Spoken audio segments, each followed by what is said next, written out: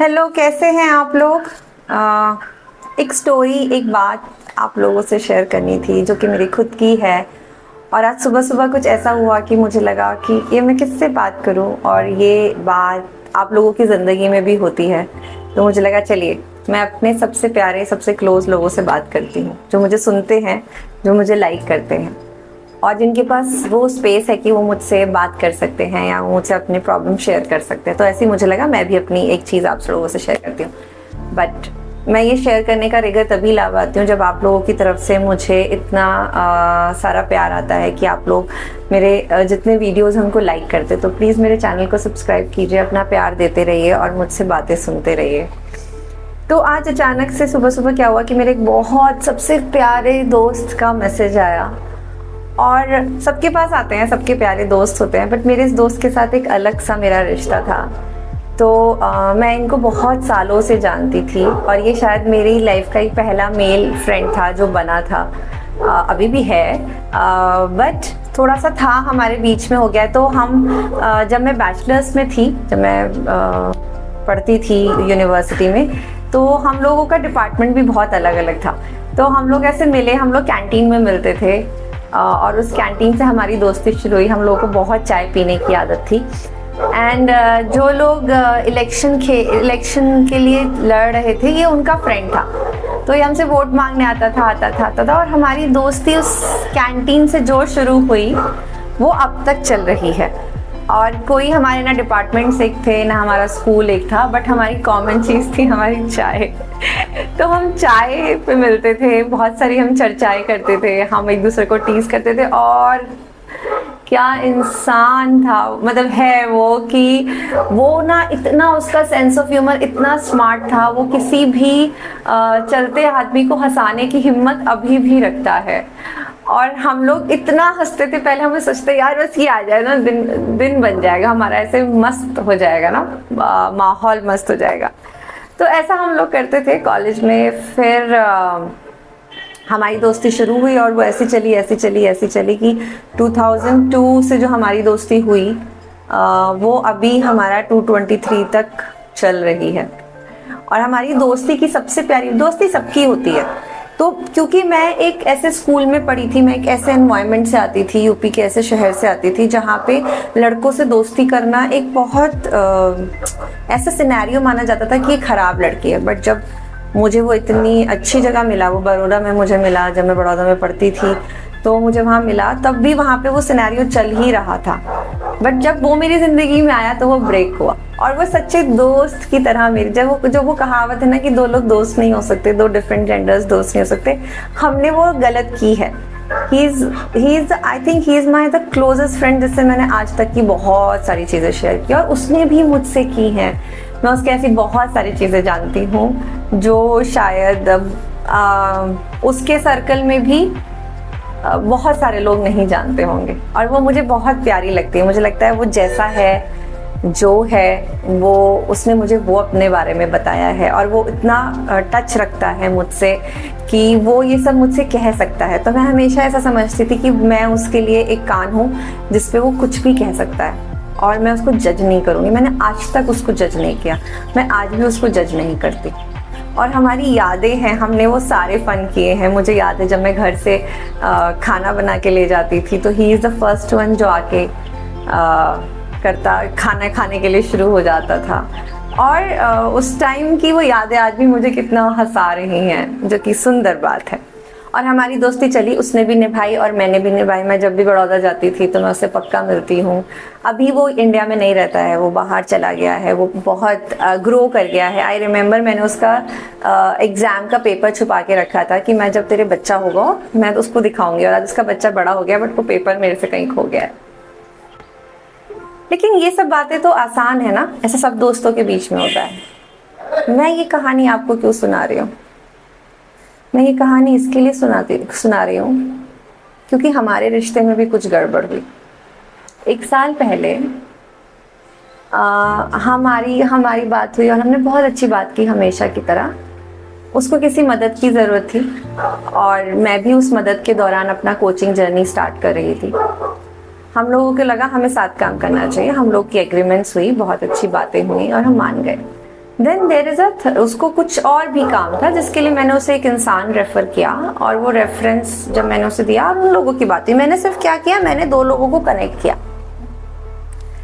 लेकिन पता नहीं उनके बीच में क्या बात हुई कि मेरे दोस्त को मैं ही गलत लगने लगी।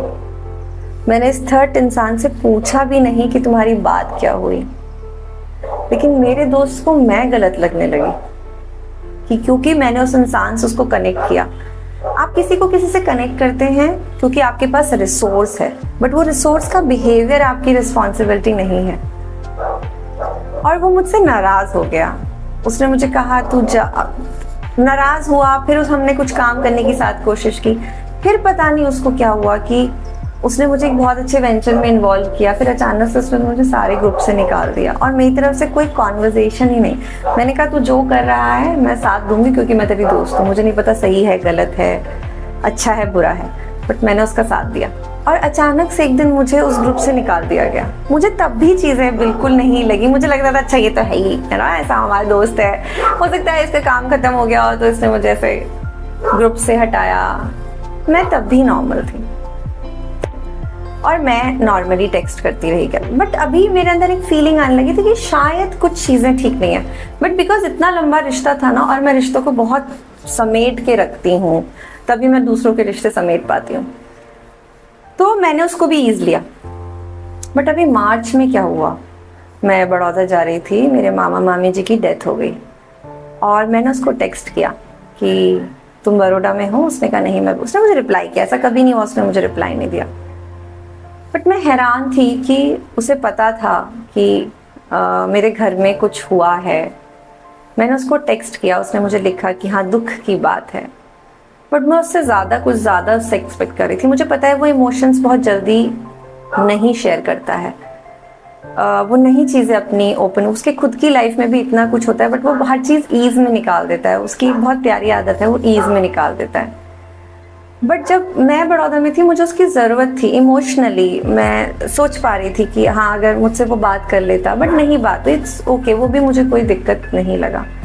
बट उसके बाद जब मैं बड़ौदा से आई वापस तो मैंने उसको एक टेक्स्ट लिखा, मैंने उसको एक प्रॉपर सारी चीज़ें इवैल्यूएट करके जो इतने दिन में हुई, इस 1 साल में ही हुई, इस ईयर में 2023 में जो चीज़ें हुई मैंने उन्हें इवैल्यूएट करा और मैंने उसे एक टेक्स्ट लिखा, डियर फ्रेंड मुझे पता है चीज़ें कुछ ठीक नहीं हैं, मुझे पता है तुम्हें कुछ तो बुरा लगा है, मुझे पता है तुम मुझसे किसी बात से तो नाराज़ हो, लेकिन तुम्हारे पास वो सारा स्पेस है कि तुम मुझसे बात कर सकते हो, हम बात करके सॉर्ट कर सकते हैं। और यही मैसेज मैंने उसे किया जो मैं आपको बता रही हूँ, क्योंकि मैं उसे खोना नहीं चाहती थी। खोना शायद वो भी नहीं चाहता, बट कहीं हम थोड़ा सा शायद मिसअंडरस्टैंडिंग है जो हो गई बीच में किसी थर्ड की वजह से, जो उसको ऐसा लगा कि मैंने उसको प्रिपेयर किया। और वो रखता है दोस्ती में या रिलेशनशिप्स में ये चीज़ें होती हैं। एंड आज उसका फिर से मैसेज आया 4 महीने बाद। मैं मार्च में, मुझे याद है मैंने मार्च में उसको मैसेज किया था, आज उसका फिर मैसेज आया। वो किसी भी मोड से मैसेज आया हो, बट मैं अपनी हीलिंग प्रेयर पे इतना बिलीव कर गई कि जिस चीज़ को ना आप दिल से सोचते हैं, दिल से लेट गो कर देते हैं, जिन चीज़ों को आपको पता है ये आपकी हैं, और किसी उसके बेड पार्ट को जो हुआ, जो अनहेल्दी पार्ट जब होता है और आप उसे लेट गो कर देते हैं, तो वो चीज़ें वापस आपकी लाइफ में आ जाती हैं। वो आज भी मुझे ऐसे प्यार से बोला कि मैं तुझे ब्लॉक कर दूंगा, बट मुझे ये अच्छे से पता है ना उसने मुझे पहले ब्लॉक किया था और ना वो मुझे अब ब्लॉक करेगा। वो मेरी किसी और दोस्त से बहुत मेरे बारे में बात कर रहा है कि वो अच्छी नहीं है, वो वर्दी नहीं है, बट मुझे ये भी पता है कि ये सब उसका गुस्सा है और एक दिन ये शिफ्ट आ जाएगा। बिकॉज मैं बहुत ज़्यादा पॉजिटिव हूँ अपने इस रिश्ते पे जो मैंने इतने साल जिया है। नाराज़गियाँ होती हैं, रिश्तों में नाराज़गियाँ होती हैं, मिसअंडरस्टैंडिंग होती है। मुझे नाराज़गी बिल्कुल नहीं है, अगर वो ये वीडियो देखेगा भी ना तो वो जो भी सोचे, बट मुझे पता है मैं तुझसे नाराज़ नहीं हूँ और मैं नाराज़ हो भी नहीं सकती। मैं थोड़ी देर के लिए नाराज़ होती हूँ बट मैं ठीक हो जाती हूँ। बट मैं आप लोगों को भी यही कहना चाहती हूँ, आपसे कोई जो नाराज़ है या आप किसी से नाराज़ हैं, उस नाराज़गी को जब लेट गो करेंगे ना, वो लोग आपके पास खुद आ जाएंगे। वो अच्छे से आए, आप ये एक्सपेक्ट मत कीजिए कि वो अच्छे मोड से ही आएंगे। वो आपके पास आ रहे हैं ना, यही आपकी ज़िंदगी की खूबसूरती है और इसको बनाए रखिए। एंड यही मेरा मैसेज है कि चीज़ों को लाइफ में आप लेट गो नहीं करेंगे, मिसअंडरस्टैंडिंग्स होंगी, इतने स्ट्रॉन्ग रिश्तों की भी होती है, सिर्फ हस्बैंड वाइफ में या कलीग्स में नहीं होती है, दोस्तों में भी हो जाती है, और हमारा तो सबसे प्योर रिलेशन है। बट वो भी वहाँ कोशिश कर रहा है और मैं भी यहाँ कोशिश कर रही हूँ, तो एटलीस्ट हमने 4 महीने बाद और मैं चाहती हूँ ये चीज़ें आप अपनी लाइफ में इम्प्लीमेंट करें। और आपके पास कोई भी सवाल है तो आप मुझसे पूछिए कि आपकी लाइफ में ऐसा कुछ हुआ होगा, ऐसी कोई बात हुई हो तो मुझे बताइए, शेयर कीजिए मुझसे, और हो सकता है मैं आपको इसका कुछ नया पर्सपेक्टिव दे पाऊँ। थैंक यू सो मच मुझे सुनने के लिए, और इस मैसेज को अपनी लाइफ में अडॉप्ट कीजिए। मुझे बहुत खुशी होगी कि अगर आपके रिलेशनशिप्स वापस बैक हो जाएंगे और उनमें खुशियाँ आ जाएंगी। So thank you so much, take care.